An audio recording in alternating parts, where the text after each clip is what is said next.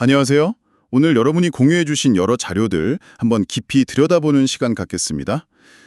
기업 소식부터 시장 트렌드까지 다양하게 준비했는데요. 네, 안녕하세요. GFC 생명과학의 신기술부터 해서 LNK 바이오, C랩, 대웅제약, 또 YG 플러스 소식도 있고요. 그리고 자사주 관련 이슈까지 오늘 흥미로운 얘기들이 많을 것 같습니다. 네, 바로 시작해보죠. 첫 번째는 GFC 생명과학입니다. 4세대 엑소점 스킨 부스터, 이거 3분기 출시 예정이고 또 창상 피복제 해외 수출도 한다고요. 네, 맞아요. 여기서 이제 핵심은 그 엑소좀, 이걸 대량 생산하는 기술인 것 같아요. 이걸 기반으로 해서 그냥 화장품에만 머무는 게 아니라 의료기기 쪽으로 확장을 본격적으로 하겠다는 거죠. 의료기기요? 그럼 구체적으로 어떤? 네, 초음파 게이 같은 1등급부터 시작해서 말씀하신 창상 피복제, 이건 2등급이거든요.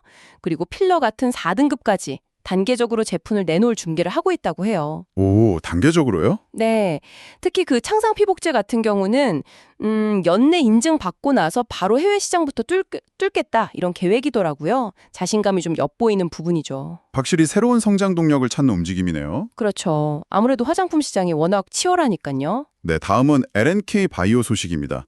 척추 임플란트, 블루 XTM, 이게 미국 FDA 승인을 받았다는 소식인데 이게 단순한 승인 이상이라고요? 네, 맞습니다. 보통 FDA 승인 받으면 이제 미국에 팔 수 있겠구나 이렇게 생각하기 쉬운데 LNK 바이오는 이걸 좀 다르게 접근하는 것 같아요. 어떻게 다른 거죠? 그러니까 단순 수출 허가를 넘어서요. 이걸 계기로 미국 내 유통망 자체를 좀 구조적으로 바꾸려는 시도를 하고 있어요. 유통망 자체를요? 네, 글로벌 파트너사랑 같이 마케팅을 한다든지 아니면 지역별 유통사나 병원이랑 직접 좀 더 유연하게 계약을 맺는다든지 하는 식으로요. 시장 접근 방식을 전면적으로 개편하려는 그런 전략적인 움직임으로 보입니다. 단순히 물건 파는 걸 넘어서 현지 시장에 깊게 파고들겠다 이런 거군요. 그렇죠. 훨씬 더 적극적인 전략이라고 할 수 있겠네요. 자, 이번엔 기술 쪽으로 가보겠습니다. C랩인데요. HP랑 협력해서 AI 워크로드 최적화 솔루션 아스트라고를 발표했네요. 네, C랩. 이게 그 AI 쓸 때 GPU 관리하는 게 상당히 중요하거든요. 비싸기도 하고요. 그렇죠. 비용 문제가 크죠. 네, 이 아스트라고라는 솔루션은 그러니까 여러 대의 GPU를 마치 하나처럼 통합해서 관리하게 해주는 거예요. 그래서 비용은 줄이고 효율성은 확 높이는 걸 목표로 하는 거죠. 기업들 입장에서는 굉장히 솔깃한 얘기겠는데요. 맞습니다. AI 도입할 때 사실 이런 인프라 관리가 부담인데 이걸 실질적으로 좀 낮춰주겠다 이런 거죠.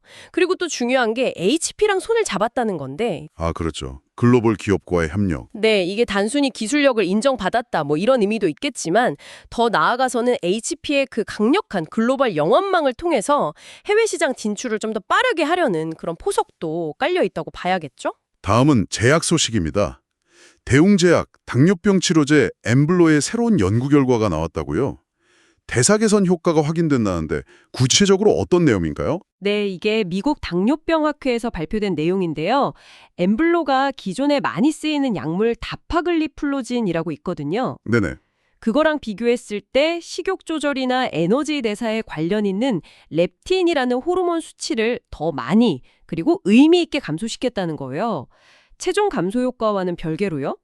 렙틴 수치 감소, 그게 중요한 거군요. 그렇죠. 이게 뭘 의미하냐면 엠블로가 단순히 혈당만 낮추는 게 아니라 기존 SGLT2 억제제들과는 뭔가 좀 다른 방식으로 우리 몸의 대사 과정에 긍정적인 영향을 줄 수도 있다. 이런 가능성을 보여주는 거죠.